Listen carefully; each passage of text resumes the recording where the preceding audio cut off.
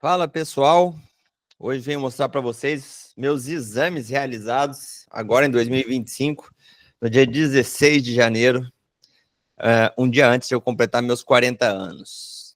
Deve refletir um pouco o impacto do final do ano, um pouco do começo do ano, onde eu já estava mais alinhado com o meu estilo de vida. Para que fique claro, não é um estilo de vida carnívoro, é um estilo de vida mais baseado em uma alimentação de origem animal, mas dando várias escapadelas. Cada vez eu me policio para dar menos escapadelas, mas comendo também frutas, comendo carboidratos de fontes mais naturais possíveis, como abóbora, batata doce, aipim. Saladas eu como muito pouco, tá? Folhas, muito pouco mesmo. E é isso. Então, eu sei que é curiosidade de muitas pessoas. Vamos dar uma olhada, principalmente focado na questão de micronutrientes, status metabólico e hormonal. Vamos compartilhar a tela aqui, sem mais delongas. Então, tá aqui, laboratório aqui de Florianópolis, última coleta, 16 de janeiro, são 2 protocolos, vamos começar por esse que é o menor, o selênio, que eu não faço suplementação, está em 107, os valores ideais de selênio entre 100 e 120, é um micronutriente fundamental para a saúde tireoidiana. Então, se você nunca dosou o seu selênio, tem problemas tireoidianos, recomendaria fazer essa coleta aí. E um alimento que é muito rico em selênio, e claro, eu quase não consumo, já que eu quase não consumo grãos, seria castanha do Pará. Dizem que 2 castanhas do Pará por dia já serão suficientes para você conseguir toda a dose de selênio necessária. Hemograma. Hemoglobina 16,5, hematócrito 47,8. Vocês podem ver que eu não estou hemoconcentrado, não estou com nenhuma anemia. RDW, que é importante a gente ver, mais próximo de 13 possível, quer dizer que suas células vermelhas todas têm o mesmo formato e a mesma coloração. Isso aí poderia ser um sinal, se ele não tiver assim, de que você está com deficiência de algum micronutriente. Leucócitos meus sempre bem baixinho, talvez por ter um grau de inflamação mais baixo, né? 3.700. Algumas pessoas dizem que eosinófilos, o ideal é que fique abaixo de 1%. O meu está em 5, mas 5 de 3.730, né? 5% dá 209, o que está do meio para baixo, né? Da quantidade total de eosinófilos, não tem um excesso de eosinófilos, por assim dizer. Plaquetas 239 mil, que eu considero normal. Vou trazer aqui a minha interpretação, tá, pessoal? Não quer dizer que é unanimidade, não quer dizer que não teria outras coisas a serem avaliadas. Algumas pessoas podem avaliar outras partes do hemograma, mas e dos exames em geral. Eu vou mostrar como eu faço a avaliação, beleza? Bom, mesmo consumindo muita carne, tem gente que tem preocupação com a ureia de 38, uma ureia completamente normal. Eu começaria a me preocupar em quantidade de ureia acima de 90, né? Mas mais se o outro exame que vem logo abaixo, a creatinina, que daí isso refletiria uma disfunção do rim e possivelmente por causa de uma desidratação. E entre 70 e 90 ali, eu poderia pensar que talvez eu esteja excedendo a quantidade de proteína necessária para o meu corpo, o que isso não seria um problema, mas poderia, associado com outros exames, poder demarcar um excesso de um estresse que meu corpo estivesse passando por uma quantidade excessiva de proteínas. Lembrando que proteína não lesa os rins, que fique claro isso. Potássio 4,5, não tem deficiência, normal de 3,5 a 5,5. Sódio 143, dentro da faixa da normalidade. Magnésio eritrocitário. Esse magnésio, o ideal, a meu ver, é que ele fique acima de 4, está 3,98. Não me faria mal suplementar um pouco de magnésio, já que o magnésio é fundamental para praticamente todas as reações do seu corpo, desde a metabolização da glicose, como contração muscular, saúde cardíaca, sono, etc. Quase na faixa boa, né? Não está também algo para a gente se preocupar tanto. Cobre sanguíneo 67, onde aqui o valor de referência seria de 70 a 140, então a gente já pode marcar aqui uma certa deficiência de cobre. Seria interessante, então, quem sabe, eu suplementar cobre. Vamos olhar aqui mais. Ceruloplasmina, que é o transportador de cobre, em 19,1, também está baixo. Então, seria interessante fazer uma suplementação mesmo pois o nosso corpo precisa de todos os micronutrientes numa faixa da normalidade para gerar reações, todas as reações metabólicas necessárias, como produção hormonal e afins. Manganês tem nos ovos. O ideal aí seria manter um pouco mais alto, na casa de 1,5 mais ou menos, 0,5. Quem sabe suplementar manganês também seria interessante para a minha saúde como um todo, para eu otimizar ainda mais minha performance. Cálcio, 4,7. O cálcio iônico, né, ou o cálcio como um todo no sangue, não é lá um grande marcador, a não ser que ele estivesse abaixo da faixa da normalidade, mas a gente vê que o meu quase sempre está nessa casa aí de 4,7 a 5, no momento seria o mais baixo de todos. PTH, um paratormônio, é o hormônio que a gente avalia junto com a vitamina D. Se ele estiver muito baixo, abaixo de 10 principalmente, aí tá fazendo suplementação de vitamina D, é algo que chama minha atenção e que faça eu querer suspender, entre 10 e 20 até, eu pensar em suspender a dose da vitamina D, pois esse balanço do cálcio pode estar comprometido, e um paratormônio suprimido pode ser um marcador de que, né, o teu cálcio vai estar sendo retirado dos ossos e indo para seus vasos sanguíneos e para os órgãos. Então é algo preocupante, né? É hora de suspender a vitamina D se o seu PTH estiver muito baixo. No meu tá tudo bem. Vamos ver depois quanto é que estava a minha vitamina D. Glicose sanguínea 84. Vou marcar aqui que talvez depois a gente faça algum cálculo. E a insulina 3,1. Glicose sanguínea, vamos dizer, o ideal é entre 70 e 90 mesmo em jejum. Insulina abaixo de 6, está 3,1. Um ótimo marcador. Por esses dois marcadores, não me parece que eu tenha resistência insulínica. Apesar de consumir bastante carne vermelha, algumas pessoas dizem que a carne vermelha é o que causa diabetes, né? Hemoglobina glicada 5,1. Nada, então, me leva a crer que eu tenho resistência insulínica. O ideal de hemoglobina glicada é abaixo de 5,6. Ferro sérico 74. Eu costumo avaliar a quantidade de ferro através do ferro sérico, ferritina e saturação de transferrina. Vamos dar uma olhada como é que tá também. Ferritina 228. Para homens de 15 a 380 é normal. Eu colocaria até no máximo 250 aí como o valor ideal. Acima disso, eu começaria a pensar que o corpo está um pouco inflamado, mas em conjunto com o índice de saturação de transferrina, onde o ideal para mim seria, na minha interpretação, acima de 35%. Então, a meu ver, a transferrina, que é o transportador de ferro, não está demasiadamente saturada, tem espaço ali para carregar mais. Nesse momento, então, digamos que talvez uma certa deficiência de ferro eu poderia até ter, ou é algo para eu ficar monitorando, né?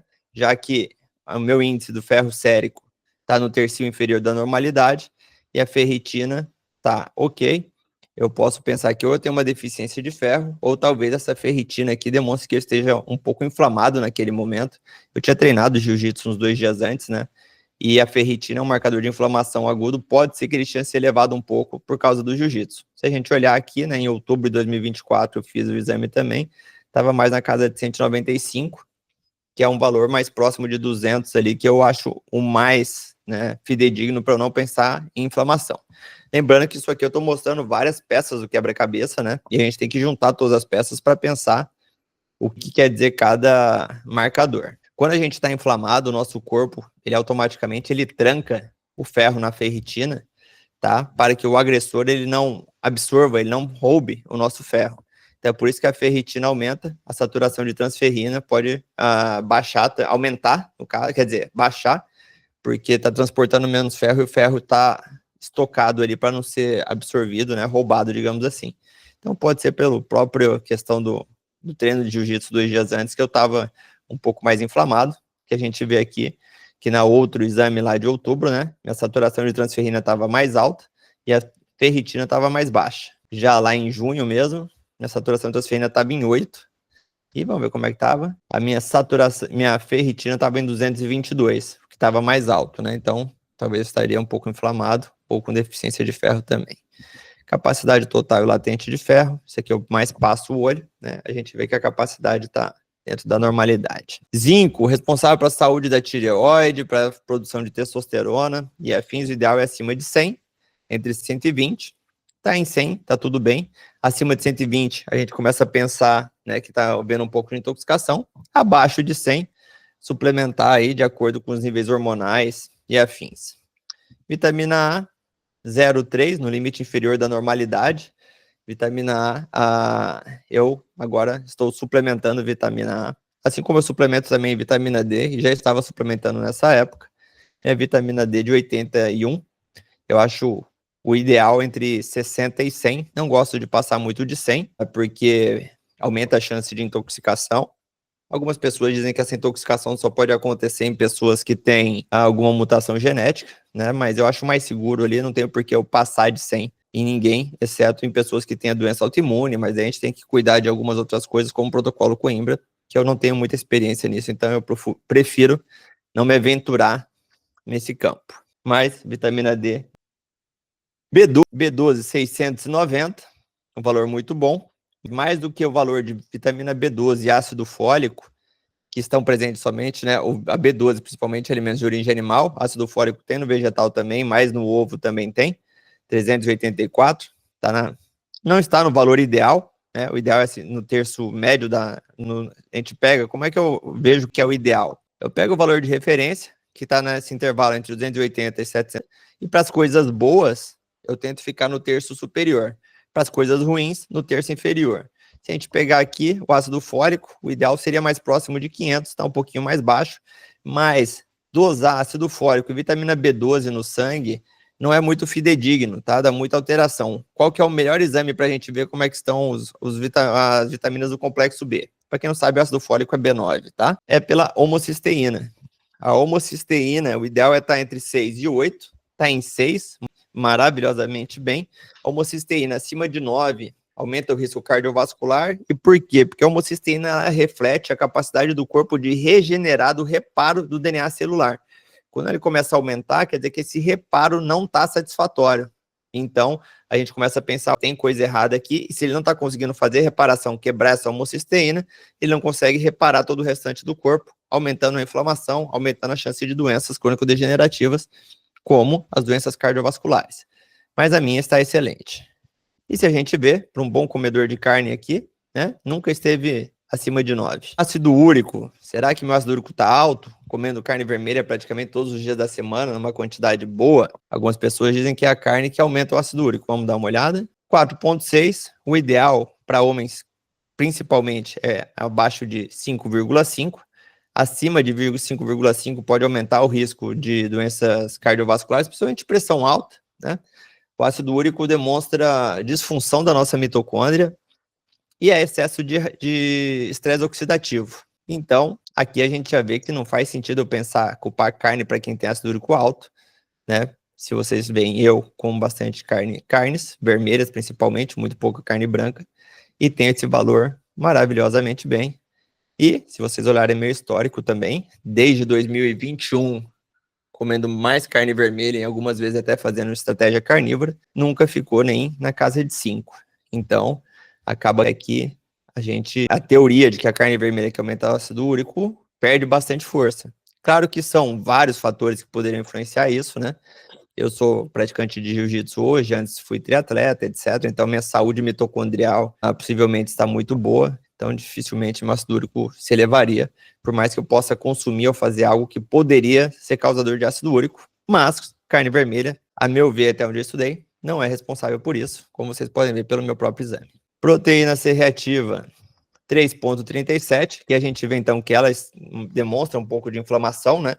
Para a gente avaliar risco de doenças cardiovasculares, o ideal seria abaixo de 3, tá 3,37, o que eu julgo que seja por causa de que eu tinha treinado mesmo jiu-jitsu aí alguns dias antes, e isso aí gera uma inflamação e poderia estar aumentando um pouco. Se a gente vê ali em outubro de 2024 era 2, essas outros exames aqui de 2024 que estão em 90, 60 e 32, por mais em uma época que eu estava com uma sinusite, tá? Então, quando a gente fala assim, o ideal é abaixo de 3 para prever risco cardiovascular, nesse laboratório, tá? Tem alguns que é 0,3, 0,1, depende muito da unidade que eles avaliam. Não quer dizer que se você está com 10, 20, 30, você está para morrer de algum problema cardiovascular. Não. Quer dizer que, em condições ideais do seu corpo, o ideal é que ele tivesse abaixo de 3, que você não tem nenhuma inflamação. Se ele está 3 e pouco, 4 e pouco, e constantemente você avalia e está sempre assim, quer dizer, possivelmente você tem uma inflamação crônica subclínica, que a gente faz outro vídeo em algum momento, para falar que essa daí é a principal gênese das doenças crônico-degenerativas que a gente tem. Infarto, derrame, diabetes, câncer e afins. Quando ele está acima de 10, 20, aí você está com alguma coisa aguda, né? Seja machucou alguma coisa porque você bateu, porque você teve um treino muito intenso, ou alguma infecção. O hormônio tireoidiano, TSH, o que estimula a nossa tireoide a funcionar. Isso aqui, na verdade, é o hormônio que vai estimular a tireoide. Na minha pós-graduação, eu entendi de endocrinologia, eu entendi mais que eu tenho que avaliar são os valores de T3 e T4 muito mais do que o TSH, porque o TSH talvez seja um pouco individual, cada um vai ter um valor mais ou menos estipulado. Algumas pessoas vão ter mais próximo de 5, outras mais baixo.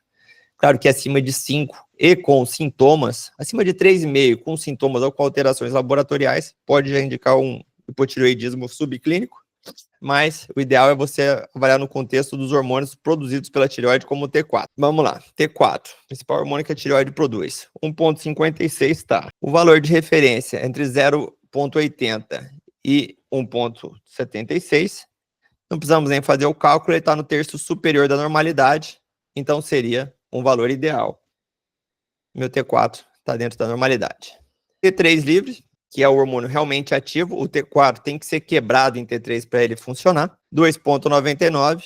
Aí a gente vê que o normal é de 2,3 e 4,20. Como a gente vai fazer esse cálculo? A gente pega 4,2 menos 2,3 dividido por 3. Cada tercio é 0,66. 0,63, desculpe. Então, a gente faz o seguinte, 2,3 mais 0,63, 2,93, eu estou no terço médio para baixo, né? Eu estaria no terço médio para baixo, então meu T3 poderia estar melhor, mais alto, eu estaria em melhores condições. E por que é importante isso aqui a gente guardar? Eu já vou dizer para vocês, porque esse T3 baixo, ou no terço inferior, juntando com o próximo que a gente vai avaliar, pode ter algum impacto no meu colesterol, que eu vou mostrar mais para frente para vocês, tá? Então a gente põe aí que está no terço inferior, vamos arredondar um pouquinho da normalidade do meu T3 livre. Vamos ver se o T3 total também tá. 113 tá o valor. Vamos fazer o mesmo cálculo agora. 181 menos 60 dividido por 3 vai dar 40, né? Então a gente põe 60 mais 40, deu 100.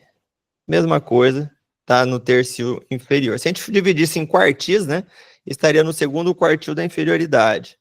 Então, o meu T3, tanto livre como total, tá do meio para baixo. E reparem que quase sempre está nesse valor, nesses tercinho, no terço inferior da normalidade, né? Aqui também passa um pouquinho mais, mas seria no segundo quartil inferior. Prolactina, que se ele tiver alto, poderia ser um causador de testosterona baixa, tá em 4, tá no terço inferior da normalidade, tá tudo bem. Tireoglobulina, inferior a 0,9, o ideal é que estivesse assim mesmo. Anticorpo antitireoidiano, tá, esse ali era anticorpo antitireoglobulina, para saber se eu tenho alguma doença autoimune da tireoide, que é o mais comum, minha família tem, e eu não tenho nada, tá tudo negativo esses dois. Tireoglobulina, se tivesse um hipotireoidismo, a gente poderia avaliar isso aqui, se não é deficiência de iodo, alguma coisa desse tipo, dentro da normalidade, sempre igual. TGO e TGP, função hepática, 31, seria melhor se tivesse um pouco mais baixo,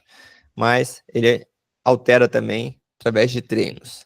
Dentro da normalidade, gama GT de 21 também, tá bem baixinho, tranquilo, abaixo de 30 já é suficiente, próximo a 20 já tá normal. Aqui a gente vê o meu LH 2,76, se eu estivesse fazendo uso de algum testosterona exógena, meu eixo hormonal poderia estar suprimido, ou se eu estivesse tomando alguma medicação ou suplemento para estimular a produção de testosterona, isso aqui também poderia estar bem mais alto aí, na casa de 10, mais ou menos. Meu LH 2,76, meu FSH na casa de 9, tá até um pouquinho alto, né? Mas se a gente pegar aqui, também dividindo em tercis, ele está no terço médio, exatamente no terço médio. Vamos ver como é que está minha texto, e a gente vê que quase sempre se manteve igual aí, acima de 5. Testosterona livre, 232. Vamos fazer o cálculo, 170 menos 660, né? O contrário, na verdade. Vamos fazer esse cálculo para ver em qual tercio que eu estou de testosterona livre, que essa seria a mais importante para a gente saber se ela está funcionando, o que está funcionando de testosterona, né? Não importa quanto você tem, se ela está aprisionada, então é a livre que seria o principal. Cada tercio são 163 pontos. 170 mais 163 vai dar 333. Então eu estou no terço inferior da normalidade.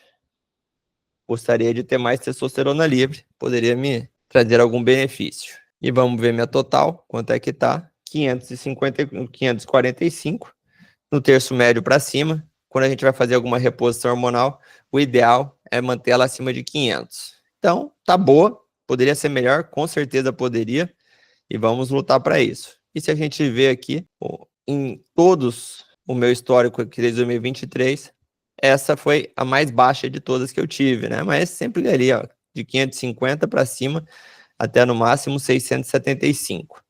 Não tenho nenhuma queixa, tá? Hormonal. E aí a gente vê que o SHBG está um pouco alto. E o SHBG é um hormônio que, uma proteína, né, na verdade, né, ligadora de hormônios sexuais, então ela aprisiona. Talvez se eu fizer alguma suplementação para diminuir um pouco esse SHBG, eu aumentaria minha testosterona livre. Poderia ser algo interessante para mim. E a gente vê que, no geral, é mais ou menos aí nunca ficou abaixo de 50 minha. Então, é algo a se pensar se eu posso suplementar algo desse tipo ou não.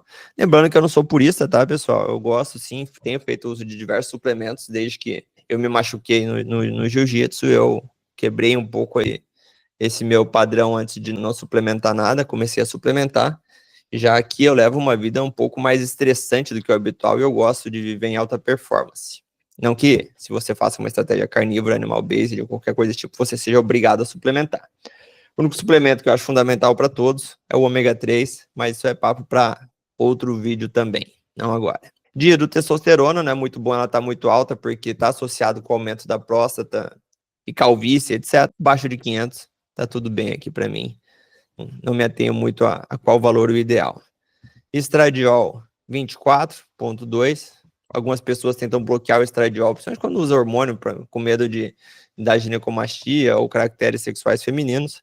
Mas o estradiol é muito bom a gente ter um valor médio baixo para a saúde dos nossos tendões. Tá? Quem baixa muito o estradiol acaba tendo dores articulares. Progesterona 0,28. Normal é até 1,6, 1,06. Sempre um pouquinho mais baixo. Se eu tivesse muito com estresse, dificuldade de sono, suplementar um pouco de progesterona pode ser interessante. E agora, a grande dúvida da galera, como que fica o colesterol? Bom, o meu colesterol total, não é que eu goste disso, mas é 323. Vou anotar aqui do lado para fazer alguns cálculos depois.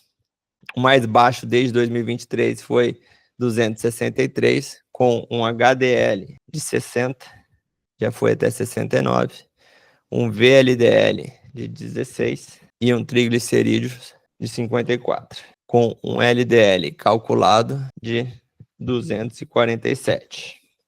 Então vamos lá, pessoal. Sem sombra de dúvida, esse LDL é alto, os padrões normais, e, segundo diversos estudos, né, na população geral, principalmente baseado em pessoas que têm uma síndrome chamada hipercolesterolemia familiar, que aumenta, que nascem com um LDL muito alto, e na história da família deles, geralmente tem alguém que infartou muito precocemente, um LDL acima de 190 já seria muito alto risco. Já no estudo de Framingham, que foi o primeiro estudo aí, o mais famoso, quanto ao colesterol e risco cardiovascular, o próprio autor, ele fala que o LDL não é o melhor preditor de risco de doenças cardiovasculares, mas no convencional mesmo, a relação triglicerídeo por HDL seria melhor preditor de risco cardiovascular do que o LDL isoladamente. Vamos ver como é que fica o meu? Uma relação boa seria abaixo de 2, tá? Melhor abaixo de 1,5. Se ficar abaixo de 1, melhor ainda, né? Então a gente pega o triglicerídeo, o meu que é 54, e divide por 60. Esse valor dá 0,9, o que é um excelente marcador, e principalmente porque quem tem triglicerídeo alto em geral e tem um HDL baixo, essas pessoas têm um quadro muito provavelmente de resistência insulínica, e a chance desse LDL mais alto ser o pequeno e denso, que está mais associado com risco de doenças cardiovasculares, né, de formar placas e etc., a tendência maior deles terem essa LDL pequena e densa. Eu já fiz um exame que mostra que eu não tenho muita partícula de LDL pequena e densa, mas, de qualquer forma, com esse HDL de 247, de um LDL de 247, eu faço acompanhamento em mim mesmo, e eu gostaria que ele fosse mais baixo, mas eu não vejo como fazer isso. Nada me leva a crer que eu reduzir o consumo de carne vermelha vai me deixar mais saudável, porque meu LDL vai estar mais baixo. Mas eu acompanho de perto todos os estudos, como a turma, né, do Dave Feldman e do Nick Norwitz, que tem um site que chama The Cholesterol Code. Eu acompanho muito tudo que eles vão fazendo, porque eles estudam essas pessoas que têm um LDL aumentado, fazendo uma dieta muito pobre em carboidratos, que eu não poderia nem dizer exatamente se eu estou nisso ou não, mas meu LDL realmente subiu quando eu comecei a fazer mais estratégia carnívora e cetogênica, para eu avaliar de perto, enquanto eles vão estudando e não encontram nenhum fator de risco associado a isso, né? Eles não veem essas pessoas que têm esse aumento através dessa estratégia, eu tendo a acreditar que para mim também não teria. Mas qualquer sinal que eu tiver de alerta através desses estudos ou no meu corpo, quem sabe eu lance mão de alguma coisa para baixar ele, tá? A ApoA e a ApoB. A ApoA é muito associada com os meus níveis de HDL, que poderiam ser melhores, está num valor bom, mas poderia ser melhor. O ideal é acima de 60, está exatamente em 60. E a ApoB é o que está mais ligado ao LDL e ao VLDL também. A minha é alta porque eu tenho muito LDL, então 146. O ideal seria que a ApoB estivesse menor do que a ApoA. A gente poderia falar que a ApoB é B de bosta, que seria ruim, e a ApoA seria a boa. O ideal, né, a gente poderia dividir essa relação ApoB por ApoA em três escalas: baixo risco, moderado risco e alto risco. Baixo risco seria abaixo de 0,7, para mulheres abaixo de 0,6. Entre 0,7, 0,8 ou 0,9 seria um risco moderado de doenças cardiovasculares por causa desses marcadores. E acima de 0,9, um alto risco. O meu, a gente não precisa fazer o cálculo, está acima de 1, já que a ApoB está acima da ApoA, né? Então, pro colesterol ApoB e ApoA, para esse marcador, eu teria um alto risco de doenças cardiovasculares.